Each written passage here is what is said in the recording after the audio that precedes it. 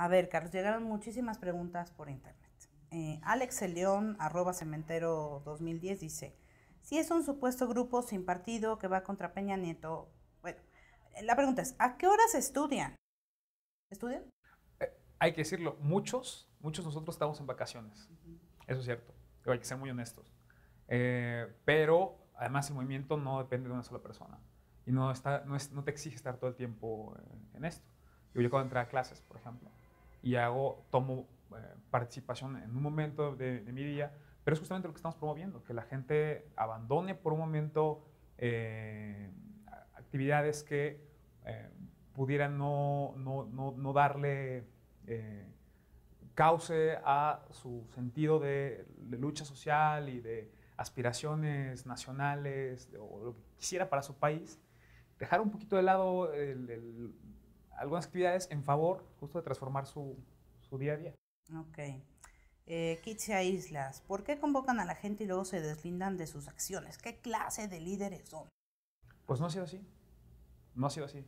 Insisto, las convocatorias han sido, me parece, claras, probablemente no tan claras en algunos puntos, pero sí siempre ha sido en el tono de que hay convocatorias oficiales, que hay una relatoría, está el espacio para hacerlo, y ahora las acciones que cada individuo haga dentro de una manifestación, pues bien corresponden al individuo también, ¿no? Finalmente el movimiento es de todos, y cada quien lo expresa. Pon tú que yo fuera estudiante, joven, etcétera, o me declarara yo soy 132 y yo convoco una marcha. ¿Puedo? Sí. ¿Sí? Sí. Como miembro del movimiento, claro que sí. Okay. Pero no a nombre del movimiento. Decir que todo el movimiento lo convoca es una exageración. Igual yo decir que hablo al nombre de toda la comisión de comunicación, de todo el movimiento, es imposible. Y parece que muchos ciudadanos y muchos políticos y muchos periodistas quieren caer en esa lógica, necesariamente. Con que un integrante lo diga ya lo damos por bueno de todos. Y es una falacia de composición. Lo que es cierto por una parte es cierto para el todo, y eso es un principio falaz. Dice Julián Arteaga, ¿ya tienen claro lo que quieren, lo que realmente quieren? Pues depende si son todos. Si lo tenemos claro todos, pues seguramente no. Es como preguntarle a México si tiene claro lo que quiere, ¿no? Y descalificarlo por eso porque hay divergencias. Ok. ¿Cuándo van a aceptar, dice Habib GB, que cuentan con el patrocinio de las izquierdas? Pues que yo sepa, no lo sé. Lo he dicho muchas veces. ¿No lo sabes o no lo aceptan? No sé. O sea, no sé si existe patrocinio abierto de las izquierdas.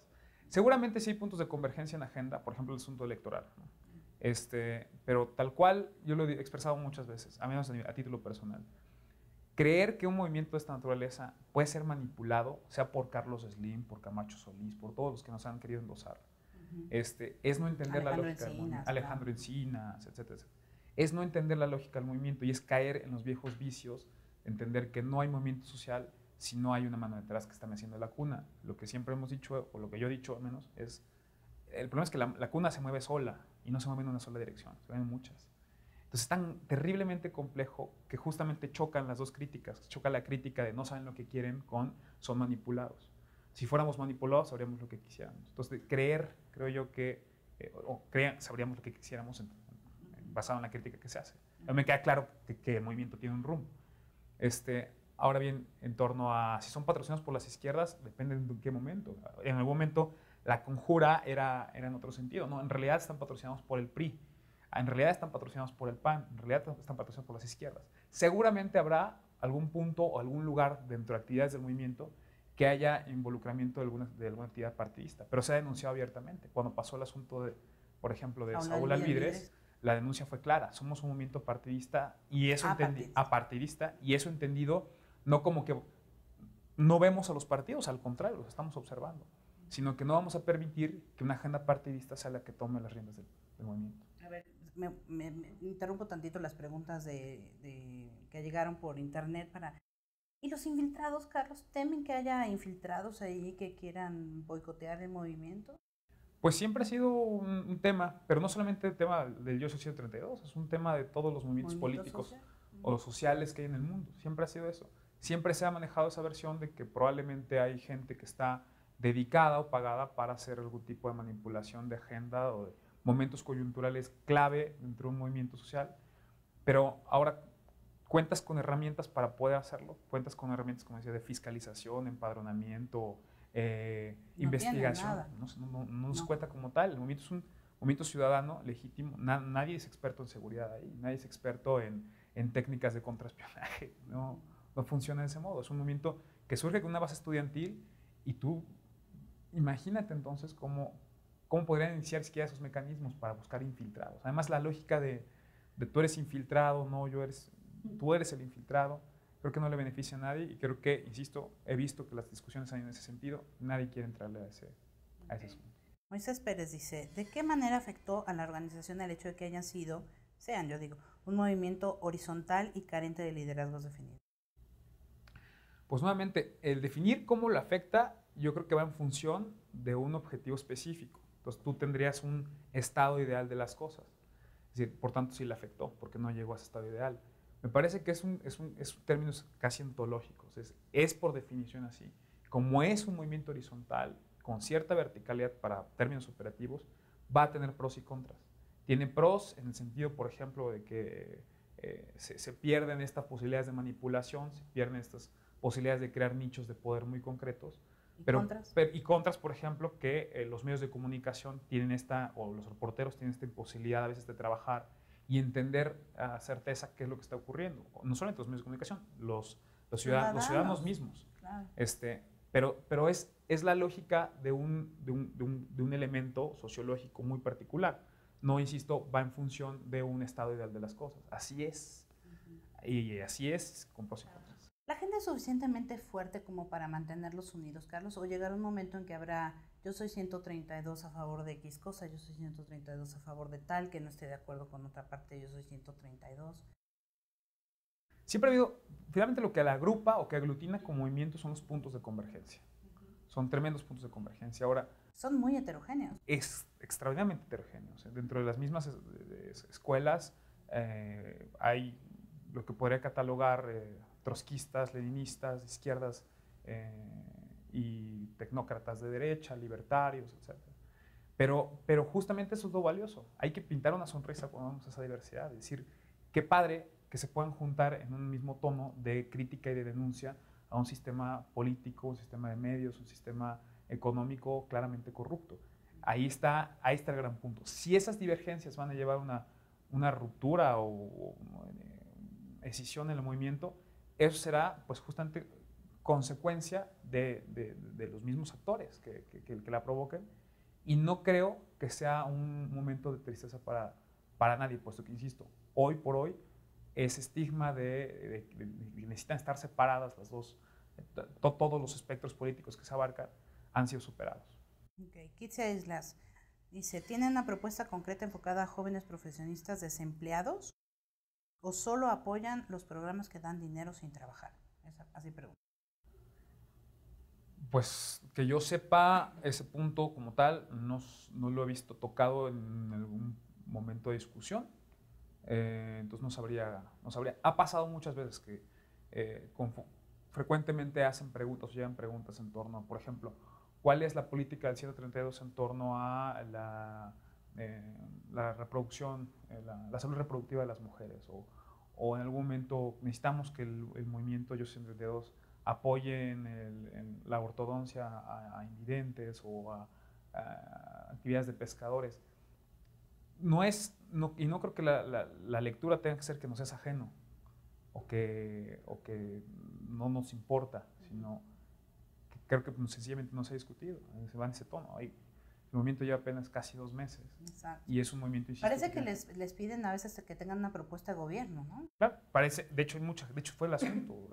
Al principio, la forma en la que la gran crítica que se le hizo al movimiento es ¿por qué no salen a marchar con un plan de gobierno sexenal de 700 hojas, con copias dirigidas a todos los órdenes de gobierno y planes de acción concretos para las rutas electorales, institucionales?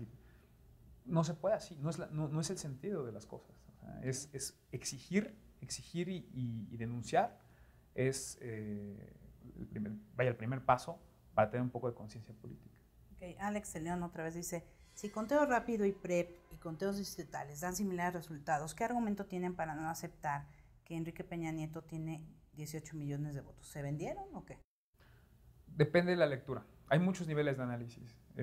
Insisto, una articulación en la opinión pública de un proyecto político pasa por muchos elementos. No solamente es por asunto de la jornada electoral, que la lectura que se ha dado de parte del movimiento es que no fue una jornada limpia, transparente, como se quiere hacer pasar, que se está alegando, porque estamos alegando la indolencia de la sociedad mexicana al ver que en una jornada electoral hubo asesinatos, secuestros, balaceras, quema de urnas, compra de votos, y pasa en esta indolencia que parece que impera en el país, ya ante tantas, vaya, somos un país que está en guerra, se les olvida que se hicieron elecciones en un periodo de guerra, y lo pasamos por alto, y es la denuncia que está haciendo. Ahora, bien, ese argumento no necesariamente va en contra de que tenga 18 o 19 millones de votos Enrique Peña Nieto. Son argumentos distintos, pero parece que todo lo quieren encajar en una sola cosa. O sea, ¿ustedes reconocen que hubo mucha gente que votó por Peña Nieto? Por supuesto que sí. Ahora, las condiciones en las que votaron es distinta. Las motivaciones es distinta. La compra de votos, ¿cómo exhibes tú la compra de votos en la jornada electoral si la compra se hizo antes? Pero o cómo exhibes, por ejemplo, o cómo mides tú el efecto de las encuestas, eso es, insisto, ajeno. Y si todo eso no se puede probar, ¿qué van a hacer? O sea, por ejemplo, yo te puedo decir a ti, vota por Squabri, ¿no? Y te doy dinero. Pero tú en la soledad de la urna vas a votar por quien quieras. Incluso el mismo López Obrador lo decía, voten por quien quieran. ¿Cómo vamos a medir eso? Es imposible. Yo digo, personalmente, es tiro personal, yo creo que es prácticamente imposible medir, pero sí es posible inferir qué es lo que está mal. Pero inferir no es legal, ¿no? No es legal, o sea, seguramente tienen que probar. No. Se tiene que probar, pero insisto, en términos de causa de nulidad vaya, que son muy claras, ¿no? Pero yo creo que el movimiento hoy por hoy está aspirando a hacer una denuncia clara y abierta. La Comisión de Vigilancia Ciudadana ha encauzado las denuncias a las instituciones correspondientes, que están encargadas para hacer justamente esto. La FEPADE, sí, claro. TRIFE, IFE, etc. En ese sentido, insisto, las denuncias se están llevando en el orden institucional. Ahora bien, la denuncia tiene que ser abierta. Hay un sistema corrupto. Hay leyes que no funcionan. Pero al mismo tiempo ustedes en su manifiesto, bueno, no sé si la última minuta de la quinta Asamblea Interuniversitaria, dicen, las instituciones no me acuerdo ahorita del fraseo, pero critican a las instituciones por no ser lo suficientemente fuertes como para hacer eso. Entonces, ¿para qué denuncian si no creen en las instituciones? ¿Pero tú crees que no creen en las instituciones? No sé, te pregunto genuinamente. Pues genuinamente es eso, es hacer una crítica en las instituciones, abierta, franca, fuerte y por muy, efusiva que sea, no significa desconocerlas necesariamente. Y lo reconozco, hay un ánimo en estas dos rutas de compañeros de llamar al desconocimiento, sí lo es. Pero hacer una crítica sobre las instituciones y decir que no están funcionando como deberían, no significa desconocerlas. Okay. Ahora, tampoco estoy diciendo que no se vayan a desconocer, eso depende de la Asamblea General Interuniversitaria. Estoy elaborando sobre este punto. Okay. No hay que caer en ese pantano. Bueno, ok, dice Gabriela Pérez M. ¿No les preocupa que durante sus marchas existan pintas en la calle? Eso desvirtúa el objetivo del movimiento y los dejen mal. Como tal, el tono y la expresión en que se hacen todas las consignas políticas dependen de cada uno, eso es cierto. Habemos dentro del movimiento quienes creemos que hay que establecer un punto medio entre el respeto al derecho a la libertad de expresión, genuina, legítima, a la denuncia, a la crítica abierta. Sin embargo, no todos creemos que hay que respetar también derechos, o bien no violentar posibles derechos que puedan creer la ciudadanía pueda tener. Por ejemplo, el asunto de las pintas, a título personal otra vez, me parece que hay que tener un punto medio entre las dos. El derecho que existe a respetar el patrimonio o la infraestructura de la ciudad y que nos pertenece a todos, versus el derecho a expresarse libremente. Hay que tener un punto medio, y ese punto medio, bueno, sí sería hacer un exhorto a no dañar este patrimonio. Ahora, está la versión de este lado que cree que sencillamente la necesidad y la causa histórica lo amerita, necesitan ser escuchados. Entonces, lo que sí es cierto es de que hay que empezar a abrir espacios más claros de expresión si queremos evitar que se caiga en estos etiquetamientos que algunos también llaman, lamentablemente, vandalismo, ¿no? Hay que reconocer que la necesidad de expresión, o porrismo, la necesidad de expresión es absolutamente legítima, no es generación espontánea. La gente no tiene necesidad de pintar las calles nada más porque sí. Pero ¿qué salida podrías encontrar? ¿Qué punto medio? O sea, un espacio para libremente grafitear, por ejemplo. Claro. ¿Sí? Digo, un espacio para hacer ese tipo de expresiones. Ha habido otros lugares en el mundo que es así. Digo, aquí mismo lo hemos visto. Me parece que en el momento se han generado espacios, paredes para que puedan llegar artistas y expresar libremente. Digo, lo hemos visto en muchos bajos puentes, en el Estadio Azteca mismo. Pero el asunto es de que, insisto, la necesidad de expresión no es generación espontánea. Hay un motivo real, político, histórico para hacerlo. A ver, te tengo que hacer esto porque si no van a decir, ¿y por qué no se le hiciste, no? Eusebio, @Yuspiro. ¿Quién pagó el viaje de Camila Valenzuela? ¿Qué tan metido está Encinas o Camacho en las movilizaciones? ¿Quién pagó el viaje? El viaje de Camila Valenzuela, que es un poco lo de Alvides, Vallejo. ¿no? Ah, perdón, sí, Vallejo, es que dice Valenzuela. Que yo sepa, lo gestionó la UAM, la Universidad Autónoma Metropolitana, Campus Xochimilco, y tengo entendido que el asunto Saúl Alvídrez y Alejandro Encinas. Después vi un poco del blog que hizo Alvídrez y decía que en realidad ahí había, lo que él había logrado era que Alejandro Encinas cediera el espacio de su agenda para que fuera a este famoso concierto. Ahora, insisto, el viaje a México, tengo entendido, digo, yo no estoy encargado de eso, o sea, la pregunta creo que se la hacen al equivocado, pero tengo entendido que la pagó y la gestionó desde 3 meses antes incluso que iniciara cualquier cosa del movimiento, la Universidad Autónoma Metropolitana. Ok. Hilda Ávila, ¿por qué está errando la concepción del movimiento apoyando a Obrador? Entonces, sí tienen un fin partidista. Pues podría ser la lectura que se le da. Digo, la lógica que nos anima a muchos es defender la democracia. Si me parece, creo yo, digo, al menos creo que hablo por mí concretamente, si fuera un atentado a la democracia y estuviera afectándose al Partido Acción Nacional o al mismo Partido Verde Ecologista o al mismo PRI, tendríamos motivos para estar saliendo a las calles. Finalmente lo que hay que tener aspiraciones mucho más allá de una lógica partidista. Finalmente la defensa del voto, la defensa de las legítimas aspiraciones de la gente están muy arriba de cualquier tono partidista. Ahora bien, si en este caso están coincidiendo la lucha del movimiento progresista en tanto a querer posicionar a su candidato con la lucha del movimiento Yo 132 por denunciar abiertamente el proceso de imposición, si coinciden en ese punto, no hay por qué hacer, insisto, una mezcla de agendas. O sea, no por eso te vuelves partidista, por supuesto que no. O sea, lo que está defendiendo es una aspiración superior, no un asunto de que llegue el PRD a la presidencia. Ok. Adelita, @Mi Derecho Libre.